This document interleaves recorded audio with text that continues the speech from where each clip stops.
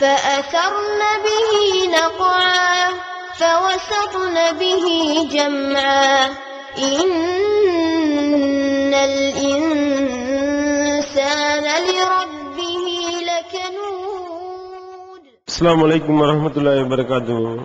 அன்புக்குரிய சகோதரர்களே, கடந்த வாரம் ஒரு சாமியாரை பற்றியான செய்திகள் ரொம்ப பரபரப்பா பத்திரிகைகளையும் தொலைக்காட்சி சேனல்களையும் நீங்க பார்த்திருப்பீர்கள். அஸ்ரம் பாபு என்ற சாமியார் பாலியல் சேட்டையில ஈடுபட்டு அவர் ஆஜராக சொல்லி கோர்ட்ல இருந்து உத்தரவு போடுறாங்க. இவர் ஆஜராக மறுக்கின்றார். அவரிடத்துல போய் கெஞ்சி கூத்தாடக்கூடிய நிலைமை. எப்படியாவது ஆஜராயிருங்க. காரணம் என்ன? இவர் எதுவும் தன்னுடைய பவர் மூலமா கோர்ட் ஏதாவது செஞ்சிருவாரோன்னு பயந்து சாவுறாங்களா என்னன்னு தெரியல. அப்படிப்பட்ட ஒரு சூழ்நிலையை நம்ம பார்க்கிறோம். ஒரு பாலியல் சேட்டை செய்த ஒரு சாமியார தூக்கி கொண்டே உள்ள வைப்பதற்கு கூட திராணியற்றவர்களாக சாமியாரா பார்க்க மாட்டேன்றாங்க.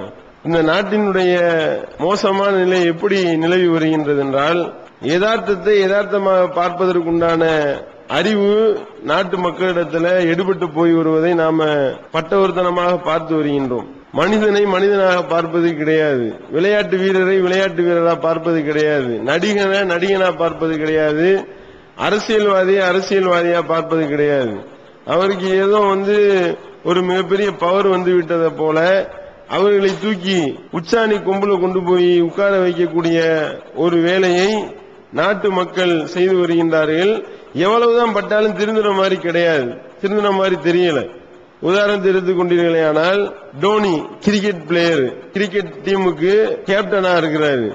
இவர் தான் இப்ப இருக்கிறதுலே விளையாட்டு வீரர்கள்ல உசேன் போல்ட் எல்லாம் முந்திக்கிட்டு இவருடைய வியாபாரம் ரொம்ப கொடிகட்டி பறக்குது. எல்லாம் என்ன வேட்டு பிடிச்சு காசு சம்பாதிக்கிற ஒரு பக்கம்னாலும் விளம்பரத்தில் அடிச்சு பணம் கொள்ளையடிக்கிறது. அதாவது பாத்தீங்கன்னா 40வது இடத்துல இருந்த உசேன் போல்ட்ட மிஞ்சி இப்ப 16வது இடத்துக்கு முன்னேறிட்டாராம். போன வருஷம் மட்டும் இவர் சம்பாதிச்ச சம்பாத்தியம் 200 கோடி ரூபா, 22 கோடி ரூபா தான் கிரிக்கெட் விளையாண்டு சம்பாதிச்சிருக்கிறாரு. மீதி உள்ள மொத்த தொகையும் எல்லாம் விளம்பரத்தில் அடிச்சு 200 கோடி ரூபா விளம்பரத்தில் அடிச்சு சம்பாதிக்கக்கூடிய அளவிற்கு நிலைமை போகுதுன்னா நாட்டு மக்கள் அப்படி நம்புறான். இவர் ஒரு டூத் பேஸ்ட வச்சு பல்லு விளக்கிட்டாருன்னா எல்லாரும் அவரை பார்த்து பல்லு விளக்குறது. இவர் ஒரு பைக்கை தூக்கிட்டு இந்த பாருங்க சூப்பர் பைக் அப்படின்ட்டாருன்னா அதே பைக்கை வாங்குறது. அதனாலதானே இத்தனை கோடி ரூபா கொடுக்குறாங்க. அந்த பைக்குக்கு இவனுக்கு ஏதாவது சம்பந்தம் இருக்கா? இவன் இந்த பைக்கை ஓட்டிட்டான்னா நம்ம பைக் நல்லா ஓடுன்னு ஏதாவது இருக்குமா? ஒண்ணும் கிடையாது. ஆனால் இவர்களை தங்களுடைய ஹீரோக்களாக வைத்துக் கொண்டு அவன் பணத்தை வாங்கிட்டு விளையாடிக்கிட்டு இருக்கிறான். காசு வாங்காம ஒரு கிரிக்கெட் மேட்ச் விளையாடுவானா? இவன் ஒரு டெஸ்ட் மேட்ச் இந்த வருஷம் வரக்கூடிய வருமானத்தை எல்லாத்தையும் நாட்டுக்கு எழுதி வைக்கிறேன்னு சொல்லுவானா? இவர் தான் இப்போதைக்கு நாட்டு மக்கள் மத்தியில ஹீரோ மாதிரி சித்தரித்து கடைசியில் என்ன நாட்டினுடைய ஆட்சியாளர்களும் அந்த மாதிரி இருக்கிறாங்க. அவனுக்கு போய் லெப்டினன்ட் கர்னல் பதவி கொடுக்குறாங்க. அந்த டோனிக்கு போய் ராணுவத்துல கௌரவமான ஒரு பதவி அப்படின்னு சொல்லி லெப்டினன்ட் கர்னல் பதவின்னு கொடுத்து இவனுக்கு ராணுவ உடைய போட்டு இவனை கொண்டு போய் கார்கில்ல சுத்தி காட்டுறாங்க. எந்த அளவுக்கு மூளை அவிந்தவர்களா இருக்கின்றார்கள் பாருங்க. இவனை கொண்டு போய் பாகிஸ்தான் ராணுவம் படையெடுக்கும் பொழுது இவனை கொண்டு போய் நிப்பாட்டின படையெடுப்பான். இவன் பாகிஸ்தான் ராணுவத்தை எடுத்து போரிட போறானா? அங்க போய் இதுதான் நம்ம போரிடக்கூடிய ஒரு மலைப்பகுதி. அதனையும் பாருங்க, ஒரு குறிப்பிட்ட ஏரியா கூட்டிட்டு போயிருக்கிறாங்க.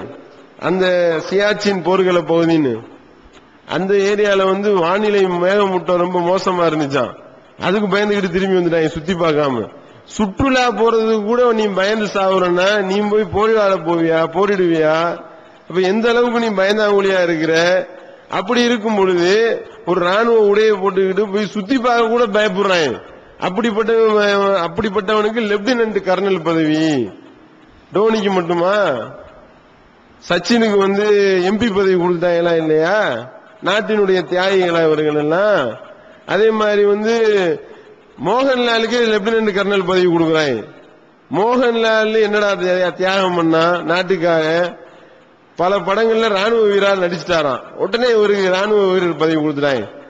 ராணுவ வீரரா நடிக்கிறதுக்கு இதுவும் ஒன்னாடா? அவன் பணத்தை வாங்கிட்டு நடிச்சுக்கிட்டு இருக்கிறான். அப்ப பணத்தை வாங்கிட்டு நடிச்சான்னா அவனுக்கு லெப்டினன்ட் கர்னல் பதவி கொடுத்து அதுல கொண்டு போய் ராணுவத்தில் இவனை சேர்க்கிறாங்க. அப்படின்னா இப்ப எந்த அளவிற்கு நாடு போய் கொண்டிருக்கின்றது நீங்க பாத்தீங்களா? எவனா ஒருத்தன் வந்து ஒரு 20 படத்தை நடிச்சான்னா உடனே அவன் வந்து நாட்டினுடைய வருங்கால முதல்வர் ஆயிடுறாரு. அவன் பணத்தை வாங்கி நடிச்சுக்கிட்டு இருக்கிறான். அவன் உலக யதார்த்தம் என்ன, நாட்டு நடப்பு என்ன, அவன் தன்னுடைய வாழ்க்கையில எப்படி நடக்கிறான், படத்துல எப்படி நடக்கிறான், ஏதாவது ஒப்பிட்டு பார்த்து கொஞ்சம் மூளை சிந்திக்குதா? ஒரு சாமியார்னா அவனுக்கு பயந்து சாவுறாங்க. இன்னும் சொல்ல போனா இவர்கள் எல்லாம் எந்த அளவிற்கு இருக்கின்றார்கள், சம்பாதிக்கிற பணத்துக்கு வந்து வரி கட்ட மாட்டான். வரி விலக்கு எனக்கு கொடுங்கன்னு சொல்லிட்டு என்னுடைய தொழில் ரீதியா விளையாடினதுக்குன்னா வந்து நான் வரி கட்டுறேனே ஒழிய விளம்பரமா வந்த பணத்துக்கு வந்து வரி விலக்கு கொடுங்கன்னு சொல்லி அப்ளை பண்றான் சச்சின் டெண்டுல்கர்ன்றவன். அதை ஏற்றுக்கொண்டு வருமான வரி தீர்ப்பாயமும் தீர்ப்பளிக்கிறான். அவர் வந்து ஆமா ஒரு 200 கோடி ரூபாய் சம்பாதிச்சாருன்னா 10 கோடி ரூபாய் தானே கிரிக்கெட்ல இருந்து வருது, 190 கோடி ரூபாய் விளம்பரம், 190 கோடி ரூபாய்க்கு வரி விலக்கம் தீர்ப்பு கொடுத்தாங்க. அப்ப என்னன்னா எந்த அளவிற்கு வரி கட்டுவதற்கு கூட இவர்கள் வந்து தியாகத்தை கூட அவர்கள் செய்ய மாட்டார்கள். அப்படின்னா இவனுக்கு எதுக்கு எம்பி பதவி, இவனுக்கு எதுக்கு கர்னல் பதவி? அப்ப யோசனை பண்ணணுமா இல்லையா?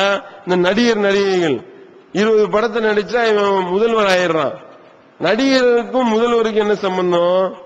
இவனுக்கு ஆட்சியாளர், இவனை கொண்டு போய் ஆட்சியாளர் உட்கார வைக்கிறாங்களா இல்லையா? எல்லாம் வந்து சிந்திக்கக்கூடிய திறன் இல்லாம போனதுதான் காரணம். ஏதாவது 2 கிழவியை கட்டிப்பிடிச்சு முத்தம் கொடுத்தா உடனே ஒரு முதல்வர்.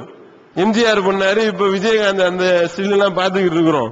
அப்ப வருங்கால முதல்வரே அப்படின்னு சொல்லி இப்ப விஜயன்ற கூத்தாடிய சொல்லி அவன் போய் அவன் படத்துல என்ன மாதிரிலாம் டயலாக் விடுறான்.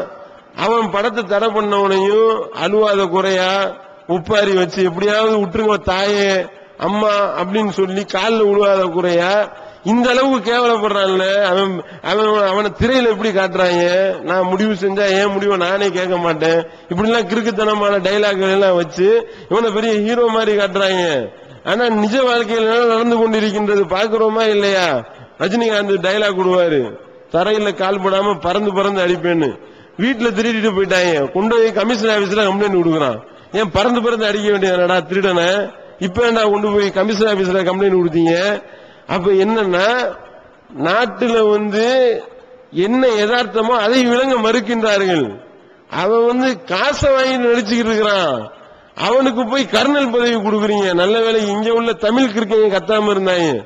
அது என்ன மோகன்லால் மலையாளிக்கு மட்டும் கர்னல் பதவி, எங்கள்ல ராணுவ போராளிகளா நடித்த அர்ஜுன் இருக்கிறார், விஜயகாந்த் இருக்கிறார், இவருக்கெல்லாம் கர்னல் பதவி கொடுக்க வேண்டாமா, தமிழனை ஏன் ஒதுக்குகின்றீர்கள் கிளம்பாம இருக்கிறாங்க. இன்னும் கிளம்பினாலும் கிளம்புவாங்க, எங்களுடைய தமிழருக்கு கொடுங்க.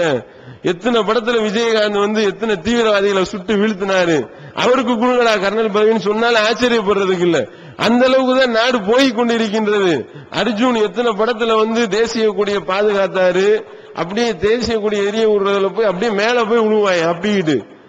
ஆனா இங்க வெளியே என்னடா அப்படின்னா எங்களுக்கு வந்து சேவை வரியை ரத்து பண்ணணும் அப்படின்னு சொல்லி உண்ணாவிரதம் இருக்கிறாங்க. ஏன்னா நாட்டுக்காக தியாகம் பண்றதா வரி கட்ட வேண்டியதுடா அம்பூட்டு வேணும், எதுக்குடா வரி கட்ட மாட்டோம் அப்படின்னு சொல்லி ஏன்னா உண்ணாவிரதம் இருக்கிறீங்க? பார்த்தோமா ரஜினிகாந்த் கமலஹாசன் என்ற கூத்தாடிகள் எல்லாம் சேர்ந்து இதெல்லாம் நீங்க கட்ட சொன்னீங்கன்னா கருப்பு பணம் அதிகமாயிரும். என்ன அர்த்தம்னா நாங்க இப்படி வரி கட்டாம கருப்பு பணம் முதலீடு பண்ண ஆரம்பிச்சிருவோம், கள்ளத்தனம் பண்ண ஆரம்பிப்போம்னு வெளியே உட்கார்ந்து டிக்ளேர் பண்றான். அப்போ வந்து வரி கட்டுவதற்கு, நாட்டுக்கு வரி கட்டுவதற்கு இவர்கள் தயார் இல்லை. அந்த அளவுக்கு இவர்கள் வந்து தேச துரோகிகளாக இருக்கின்றார்கள். இவர்களை தான் வந்து வருங்கால முதல்வர்களாக, வருங்கால ஆட்சியாளர்களாக மக்கள் நினைத்துக் கொண்டிருக்கக்கூடிய ஒரு அவல நிலை. இப்படி மக்களிடத்தில் இருக்கக்கூடியதை பார்க்கணும். அரசியல் தலைவர்னா வெளியே அவருடைய பேச்செல்லாம் பார்த்தா பாளையங்கோட்டை சிறையிலே பாம்புகள் பள்ளிகள் நடுவினிலே அஞ்சாமல் இருந்தது யாரு பாட்டெல்லாம் படிப்பாங்க. நைட்டு போய் அரெஸ்ட் பண்ண போனால என்ன ஆச்சு, கொலை பண்றாங்கன்னு கிடந்து கத்துறான். கொண்டு போய் இவனை வந்து அரெஸ்ட் பண்ணி போய் இவன் தலையெல்லாம் சீவ போறது கிடையாது, கொண்டு போய் உள்ள வச்சு 2 நாள்ல வெளியே விட போறாங்க. இதுதான் நடக்க போகுது. அவன் வீட்டுக்குள்ள போனவனையும் எங்க பாளையங்கோட்டை பாம்பு பள்ளி பக்கத்துல நான் வந்து அஞ்சாம இருந்தேன்னு சொன்னியப்பா, தண்டவாளத்துல தலைய வச்சேன், நான் வந்து அங்கிருந்து குதிக்க போறேன் என்னாலாம் டைலாக் விட்டேன். அப்ப ட்ரெயின் வர தண்டவாளத்துல தான் போய் தலைய வைக்கிற. அப்ப உள்ள போய் அரெஸ்ட் பண்ண போனாங்கன்னா கொலை பண்ணாங்கன்னு கிடந்து கத்துற. அப்ப என்னன்னா யதார்த்தத்தை விளங்கவில்லை. யதார்த்தத்தை விளங்காமல் இவர்கள் தான் தலைவர்களாக, இவர்கள் தான் ஆட்சி அதிபர்களாக, இவர்கள் தான் தியாகிகளாக பார்க்கக்கூடிய ஒரு நிலைமை இருக்கின்றது. நிழலை விட்டு நெஜத்துக்கு வாங்க, இவர்களுக்கு நம்ம அழைப்பு விடுக்கின்றோம். கோபிநாத்னு ஒரு இருக்கேன் நீயா நானான்னு போயிட்டுக்கிட்டு இல்லாத உலக தத்துவம் எல்லாம் பேசிக்கிட்டு இருந்தான். கல்யாண போட்டோ வெளியிட்டு இருக்கிறாங்க. எல்லா மாய மந்திரம் எல்லா விதமான அனாச்சாரங்களோட கல்யாணம் பண்ணக்கூடிய ஒரு காட்சி. வெளியே உட்கார்ந்துகிட்டு தாலியை பத்தி எத்தனை மணி நேரம் நீ டயலாக் பேசுன? அப்ப காரி துப்பக்கூடிய நிலைமையா இருக்கின்றது. இவருடைய நிலைமை எல்லாமே இப்படிதான். ஒருத்தர் பஞ்சாயத்து பண்றதுக்கு ஒரு பொம்பளை உருவாங்க. கடைசியில பார்த்தா நித்யானந்தாவை குடும்ப பஞ்சாயத்து பண்றதுக்கு உருவாக்கி வச்சுட்டாங்க. நித்யானந்தா உட்கார்ந்துகிட்டு பாத்தீங்களா உங்களுடைய கணவர் இன்னொரு ஒரு ஆளை லவ் பண்றாரு, இப்ப இந்த பஞ்சாயத்து எப்படி நம்ம டீல் பண்றது? நித்திய தர்மம்னு இவன் உட்கார்ந்துகிட்டு பேசிக்கிட்டு இருக்கிறான். இப்ப நீங்க வந்த பிரச்சனை என்ன பிரச்சனை? எதுக்காக நித்திய தர்மத்தை தேடி வந்தீங்க? எனக்கு நானும் எங்க வீட்டுக்காரும் ஒன்னா சேரணும். அந்த இப்ப ஏன் அவர் உங்களோட இல்ல? இப்போ அதான் அந்த பொண்ணை கூட்டிட்டு போனதுனால சண்டை பண்ணிட்டு நான் அம்மா வீட்டுக்கு வந்துட்டேன். இன்னொரு பொண்ணோட இருக்காரு. இன்னொரு பொண்ணோட இருக்கிறதுனால அம்மா வீட்டுக்கு சண்டை பண்ணிட்டு வந்துட்டேன். எவ்வளவு நாளா அந்த இன்னொரு பெண்ணுக்கும் உங்க கணவருக்கும் உறவு? 6 மாசமா இருக்குதுன்னு சொன்னாங்க. எனக்கு தெரிஞ்சு 3 மாசமா தெரியும். 3 மாசமா உங்களுக்கு தெரியும். மற்றபடி அவங்களுக்கு சந்தேகப்படுற மாதிரி உங்களுடைய நடவடிக்கை எதுவுமே இல்ல? எதுவுமே நடக்கல. அவங்க வீட்லயே கூட்டிட்டு கூட 20 நாள் வச்சிருந்தாங்க. அவங்க வீட்லயே தங்க வச்சிருந்தாங்க. எதுக்கு இருந்தாலும் என்ன கூப்பிடுவாங்க. அவங்களே வண்டி வச்சு கொண்டு போய் கூட்டி போய் விட்டுட்டு வருவாங்க. சுரேஷ் எதா இருந்தாலும் யதார்த்தமா பேசுவான், நாங்களும் பேசுவோம். ஆனா எப்படி நினைப்பாங்கன்னு நான் நினைச்சு கூட. உங்களுக்கும் உங்க கணவருக்கும் தகாத உறவு இருக்குன்னு உங்களுக்கு சந்தேகப்படுற மாதிரி வேற என்னென்ன? அதான் வீட்டுக்கே கூட்டிட்டு வந்து படுத்துக்கிட்டு இருந்ததே நான் கண்ணாலேயே பார்த்தனே. கண்ணால பார்த்ததான் என்னால தாங்க முடியாது. வெளியே 2 பேரும் ஓடியாண்டாங்க. நான் கத்துறேன். வெளியே வாசல் நின்று இருக்கிறேன், கத்துறேன். இப்படி நான் என் பிள்ளைங்களை விட்டுட்டு நான் அனாதியா போய் அடுத்த வீட்டுல கிடக்குறேன். ஏன் முன்னாடியே நீ கண்டவளை கூட்டு போட்டு படுத்துட்டு இருக்கிறீ அப்படின்னு வாசலுக்கு முன்னாடி ஓடியாறாங்க 2 பேரும் அடிக்கிறதுக்கு. நான் கடந்த காலம் பாத்தீங்கன்னா கழிசடை சாக்கடை அத ஒன்னையும் கேட்டுருங்களே சமயம். உங்க கடந்த காலம் சார்ந்து எதிர்காலம் அமையாது. புரியுதுங்களா? அப்ப இவரு என்ன நினைப்பாரு? அவங்க பிரச்சனையை அவங்க நல்ல முறையா வாழ்ந்தா சரி. வளர்ச்சி வளர்ச்சி என் மனசு புண்படுத்த வேணாம். இப்போ என் உயிருக்கு நீங்க உத்தரவாதம் கொடுத்து என்ன நல்ல தைரியமா இருக்கும், பயப்பட வேண்டாம். அது நிச்சயமா உங்களை யாரும் எதுவும் செய்ய முடியாது. இப்ப நான் என்ன சொல்றேன், அந்த பெண் இருந்து பிரிச்சு உங்களோட வாழ வைக்கிறது வேணா என்னால பண்ணிட முடியும். ஆனா உங்க 2 பேருக்கு நடுவுலயுமே அண்டர்ஸ்டாண்டிங் இல்லைன்னா நீங்க பெரிய பிரச்சனை ஒதுங்கிருச்சு.